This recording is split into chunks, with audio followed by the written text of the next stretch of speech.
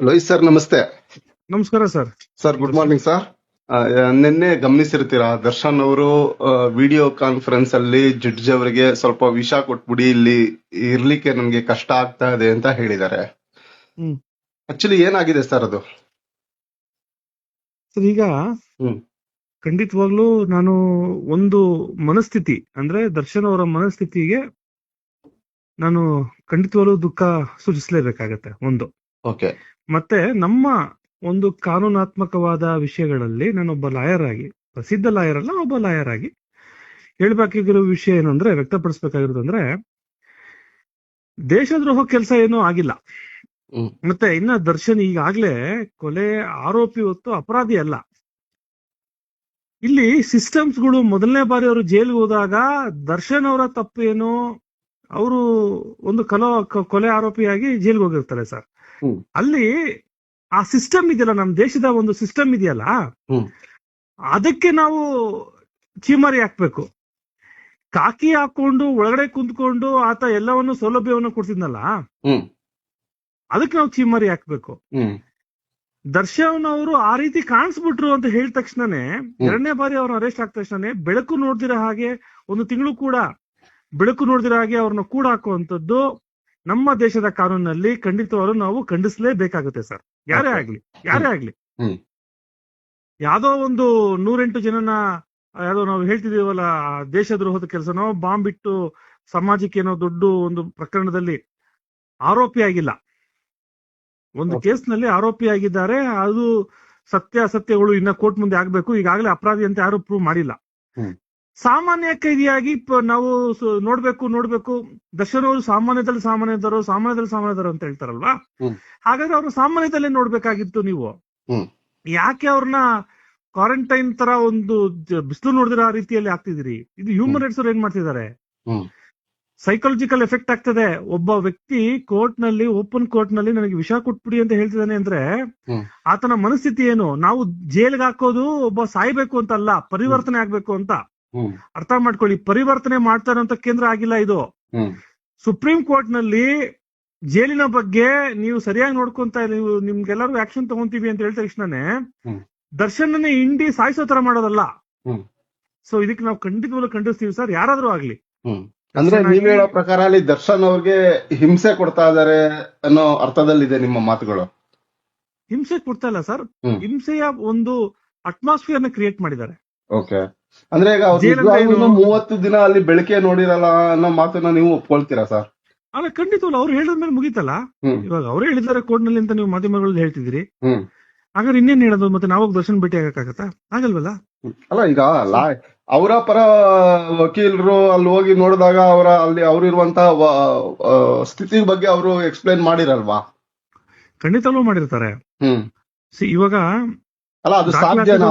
ಅಂದ್ರೆ ಒಬ್ಬ ಸಾಮಾನ್ಯ ಕೈದಿನೂ ಸಹ ಅಲ್ಲಿ ಬೆಳಕು ನೋಡ್ದಂಗೆ ಇರಾಕೆ ದರ್ಶನ್ ಅನ್ನೋದನ್ನ ಹೊರತುಪಡಿಸಿ ನಾವು ನೋಡೋದಾದ್ರೆ, ಸಾಮಾನ್ಯ ಕೈದಿಗಳು ಕೂಡ ಬೆಳಕೆ ಬೆಳಕು ಅಂದ್ರೆ ಯಾವ ತರ ಮಾಡಿರ್ತಾರೆ ಅಂದ್ರೆ, ಅಲ್ಲಿ ಕನ್ಫೈನ್ಮೆಂಟ್ ಅಂತ ಒಂದ್ ಮಾಡ್ತಾರೆ. ಅಂದ್ರೆ ಸೆಲ್ಲಿಂದ ಆಚೆ ಬರಂಗಿರಲ್ಲ. ಸೆಲ್ ಒಳಗಡೆನೆ, ಬ್ಯಾರಿಗೇಟ್ ಒಳಗಡೆನೆ ಅಲ್ಲೇ ವಾಕಿಂಗ್ ಮಾಡ್ಕೊಳ್ಳುವಂಥದ್ದು. ಸಾಮಾನ್ಯ ಕೈದಿಗಳಿಗೇನು, ಬೆಳಗ್ಗೆ ನಿಮ್ಗೆ ಬ್ಯಾರಿಗೇಟ್ ಓಪನ್ ಮಾಡಿದ್ರೆ ಆಚೆ ಕಡೆ ಬಂದು ಅಲ್ಲಿ ಒಂದು ಮೈದಾನ ಇರ್ತವೆ, ಸ್ನಾನ ಮಾಡೋ ಜಾಗ ಇರ್ತವೆ. ಹಲೋ, ಹೌದು ಸರ್. ಈ ಜಾಗದಲ್ಲೆಲ್ಲ ಓಡಾಟ ಮಾಡ್ಕೊಂಡಿರ್ತಾರೆ. ಎಲ್ಲಾ ಕಡೆ ಓಡಾಡ್ಕೊಂಡಿರ್ತಾರೆ. ಮತ್ತೆ ತಿರ್ಗಾ ಹೋಗಿ ಲೈಬ್ರರಿಗೆ ಹೋಗ್ತಾರೆ, ಯಾವ್ದಾದ್ರು ಒಂದು ಕೆಲಸನ ವಹಿಸ್ಕೊಂತಾರೆ, ಅಡಿಗೆ ಮಾಡೋ ಕಡೆ ಜಾಗಕ್ಕೆ ಹೋಗ್ತಾರೆ. ಈ ತರ ಇರ್ತವೆ.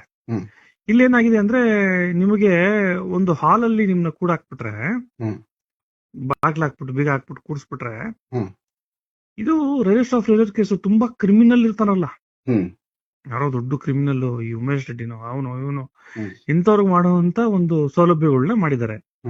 ಇದಕ್ಕೆ ಖಂಡಿತವಾಗ್ಲೂ ನಾನು ಖಂಡಿಸ್ತೀನಿ ಸರ್. ನೋಡಿ, ದರ್ಶನ್ ಅವರು ಹೌದು ಅವರ ಒಂದು ತಪ್ಪು ಮಾಡಿದಾರೆ ಅಂತ ಈಗಾಗಲೇ ನಾವು ಯಾರು ಕೂಡ ಏನು ಹೇಳೋಂತ ನೆಸಿಟಿ ಇಲ್ಲ.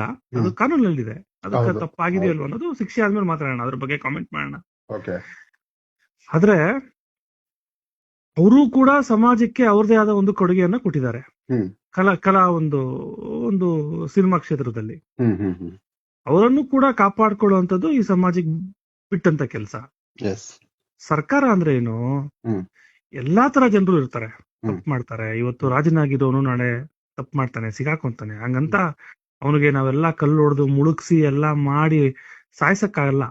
ಅದನ್ನ ಪರಿವರ್ತನೆ ಮಾಡುವಂತದ್ದೇ ಸರ್ಕಾರ. ಆ ಕೆಲಸ ಸರ್ಕಾರ ಮಾಡ್ತಾ ಇದೆಯಾ? ನೀನು ಜೈಲಿನ ಸಿಸ್ಟಮ್ಸ್ಗಳು ನಿಂದು ಸರಿ ಇಲ್ಲ ಅಂತ ಹೇಳಿದ್ರೆ ಅದನ್ನ ನೀವು ಸರಿಪಡಿಸ್ಕೊಬೇಕು.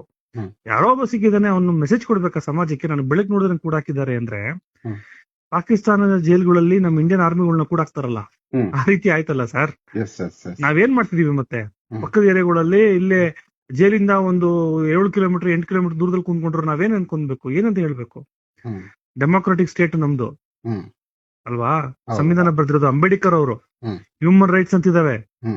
ಇವೆಲ್ಲವನ್ನೂ ಕೇಳಿ ಸೆಕ್ಯುಲರ್ ಕಂಟ್ರಿ ಆಗಿರೋದ್ರಿಂದ ಇದನ್ನ ಖಂಡಿತವಾಗ್ಲೂ ಖಂಡಿಸ್ಬೇಕಾಗತ್ತೆ. ಒಬ್ಬ ಸಾರ್ವಜನಿಕ ಒಬ್ಬ ನಾರ್ಮಲ್ ಕೈದಿ ಹೆಂಗಿರ್ತಾನೋ ಆತರ ದರ್ಶನ ಇರಕ್ ಬಿಟ್ಬಿಡಿ, ಏನ್ ತೊಂದ್ರೆ ಇಲ್ಲ. ನೀವು ಕಟ್ಟುಪಾಡುಗಳನ್ನ ಕಾಪಾಡ್ಕೊಳ್ಳಿ. ಅದು ಬಿಟ್ಟು ಅವ್ರನ್ನ ಯಾವ್ದೋ ಹೋಗಿ ಕಟ್ಟಾಕ್ಬಿಟ್ಟು ಎಲ್ಲೋ ಕಟ್ಟಾಕ್ಬಿಟ್ಟು ಇದ್ ಮಾಡೋದ್ ತಪ್ಪಾಗುತ್ತೆ ಸರ್. ಸೊ ಹಾಗಾಗಿ ನಾನು ಖಂಡಿಸ್ತೀನಿ ಸರ್ ಇದನ್ನ. ಅಲ್ಲಲ್ಲ, ಯಾಕಂದ್ರೆ ಅವ್ರು ಕಟ್ಟಾಕಿದ್ದಾರೆ ಅಂತಾನೂ ಹೇಳಿಲ್ಲ ಸರ್. ಯಾಕಂದ್ರೆ ನಿನ್ನೆ ಈಗ ಜಡ್ಜ್ಮೆಂಟ್ ಕೊನೆಗೆ ಏನಾಯ್ತು, ಈಗ ಸಂಜೆ ಅವ್ರೇನ್ ಹೇಳಿದ್ರು, ಅದ್ರ ಬಗ್ಗೆ ಸ್ವಲ್ಪ ಮಾಹಿತಿ ಕೊಡಿ ಸರ್. ಅದ್ರ ಬಗ್ಗೆ ನನಗೆ ಮಾಹಿತಿ ಇಲ್ಲ. ನನಗೆ ದರ್ಶನ್ ಅವರದು, ನಾನು ದರ್ಶನ್ ಪರ ಲಾಯರ್ ಅಲ್ಲ. ಮಾಹಿತಿ ಏನು ಅಂದ್ರೆ, ದರ್ಶನ್ ಅವರು ಕೋರ್ಟಿನ ಅಪಿರಿಯನ್ಸ್ ಬಂದಾಗ ನನಗೆ ಈ ರೀತಿ ಒಂದು ಆಗಿದೆ, ನನಗೆ ಈ ತರ ಒಂದು ವಿಷಯ ಕೊಟ್ಬಿಡಿ, ನನಗೆ ಇದ್ರ ತೊಂದರೆ ಆಗಿದೆ ಅಂತ ಹೇಳಿದ್ರೆ ಅದ್ರ ಬಗ್ಗೆ ನಾನು ಪ್ರಸ್ತಾವನೆ ಮಾಡ್ತಾ ಇದ್ದೀನಿ. ಈಗ ಅವ್ರಿಗೆ ಒಂದಷ್ಟು ಮಾಡಕ್ಕಾಗಲ್ಲ. ಕೋರ್ಟ್ ಹಾಗಾದ್ರೆ ವಿಷಯ ಕೊಡಕ್ಕಾಗತ್ತಾ? ಆಗಲ್ಲ. ಕಿಲಿಂಗ್ ಮಾಡಕ್ಕಾಗತ್ತಾ? ಇಲ್ಲ, ಆಗಲ್ಲ. ಇದನ್ನ ರೆಕ್ಟಿಫೈ ಮಾಡ್ಕೊಬೇಕು. ಹಾಗಾದ್ರೆ ಏನಾಗಿದೆ, ಹಾಗಾದ್ರೆ ಜುರಿಸ್ಡಿಕ್ಷನ್ಸ್ ಏನು, ಹ್ಯೂಮನ್ ರೈಟ್ಸ್ ಗಳು ಏನ್ ಮಾಡ್ತಿದ್ದಾರೆ, ಹೋಮ್ ಮಿನಿಸ್ಟರ್ ಇದಕ್ಕೆ ಟಕ್ ಅಂತ ರಿಯಾಕ್ಟ್ ಮಾಡ್ಬೇಕು. ಯಾವ್ದೋ ಒಬ್ಬ ಕೈದಿಗೆ ಬೆಳಕು ನೋಡಿದ್ರಂಗ್ ಬಿಟ್ಟಿದೆ ಅಂತಲ್ಲಪ್ಪ, ಏನು ಯು ಶುಡ್ ರಿಯಾಕ್ಟ್ ಅಲ್ಲ ಸರ್, ಯಾರೇ ಒಬ್ಬ ಆಗ್ಲಿ. ನೀವೇನೋ ಪ್ರೂವ್ ಮಾಡಕ್ ಹೋಗಿ ಏನೋ ಮಾಡಕ್ ಹೋಗ್ಬಾರ್ದು. ಮತ್ತೆ ಒಬ್ಬ ಕೈದಿ ಜೈಲ್ನೊಳಗಡೆ ನನಗೆ ಸತ್ತೋಗ್ಬಿಡ್ತೀನಿ, ನಾನು ಬೆಳಕು ನೋಡಕ್ ಬಿಟ್ಟಿಲ್ಲ ಅಂತ ಹೇಳಿದಾಗ ಅದ್ರ ಬಗ್ಗೆ ನಾವು ಯೋಚನೆ ಮಾಡ್ಬೇಕಾಗತ್ತೆ. ಜೈಲ್ನಲ್ಲಿ ಪರಿವರ್ತನೆ ಆಗ್ತಿದ್ಯೋ ಅಥವಾ ಕಠಿಣ ಶಿಕ್ಷೆ ಆಗ್ತಿದ್ಯೋ ಅಂತ. ಇದನ್ನ ಈ ಅಧಿಕಾರಿಗಳು ಸೂಕ್ತ ಕ್ರಮ ಕೈಗೊಳ್ಳಬೇಕು ಈ ಕೂಡಲೇ ಅನ್ನೋ ಮಾತು ಹೇಳ್ತಾ ಇದ್ದೀರಾ ನೀವು? 100% ಸರ್, ಅದೇ ಆಗ್ಬೇಕಾಗಿರುವಂತದ್ದು. Thank you sir. Thank you sir, ನಮಸ್ಕಾರ. ವೆಲ್ಕಮ್.